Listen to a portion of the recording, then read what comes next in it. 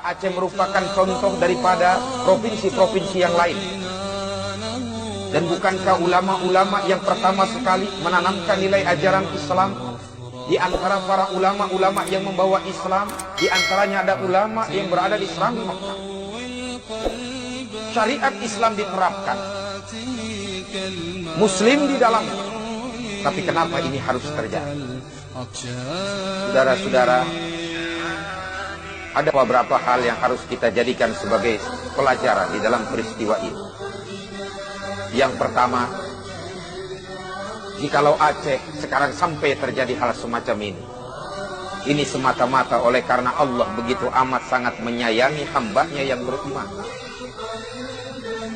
Kita tahu bahwa betapa pasca kemerdekaan Republik ini bahkan jauh sebelumnya kemungkinan nilai-nilai syariat Islam sudah dibawa di Serambi Mekah. Ulama-ulama menancapkan nilai-nilai akidah.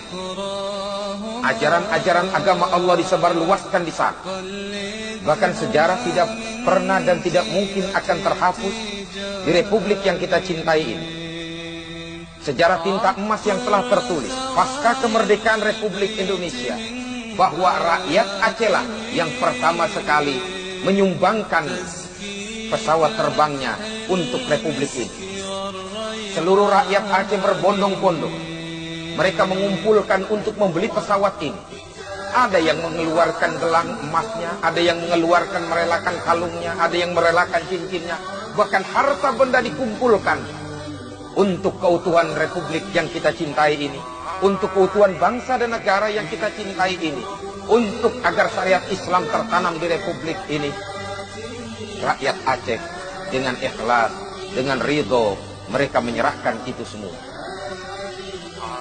Ini satu gambaran betapa tinta emas ini tidak mungkin akan dapat terhapuskan begitu saja. Tapi mengapa ini harus terjadi? Rakyat Aceh yang berjuang mati-matian melawan penjajah Belanda, rakyat Aceh berjuang mati-matian mengusir penjajah Jepang, rakyat Aceh yang menyumbang apa yang ia miliki demi Republik yang cintai ini. Tapi ternyata selalu terzalimi sepanjang perjalanan kehidupan. Banyak hal-hal yang kita lihat, dari mulai dom sampai darurat sipil. Sementara kita tahu syariat yang diterapkan agar umat Islam dapat melaksanakan ibadah penuh dengan ketenangan dan kekhusyukan. Tapi kezaliman senantiasa datang bertubi-tubi. Disinilah mungkin Allah memberikan satu gambaran. Allah memberikan kasih sayang kepada hamba. Jikalau Allah gambarkan la yukallifullahu nafsan illa wus'aha, Allah tidak akan memberikan ujian dan cobaan kepada hambanya melainkan sekemampuan diri. Mungkin Allah sudah lebih tahu bahwa hamba-hambanya yang saleh sudah terlalu banyak terzalimi. Maka terjadilah ini gempa dan tsunami.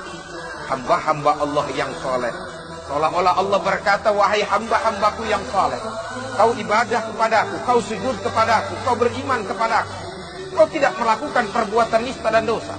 Apa yang aku perintahkan kau kerjakan. Tapi kezaliman senantiasa menghantui kehidupanmu. Sekarang kembalilah kau kepadaku sebagai syuhada-syuhada. Saudara-saudara, ma'asyiral muslimin rahimakumullah, boleh jadi saudara-saudara kita yang meninggal dunia satu akidah sesama dengan kita, mereka sebagai syuhada-syuhada di sisi Allah.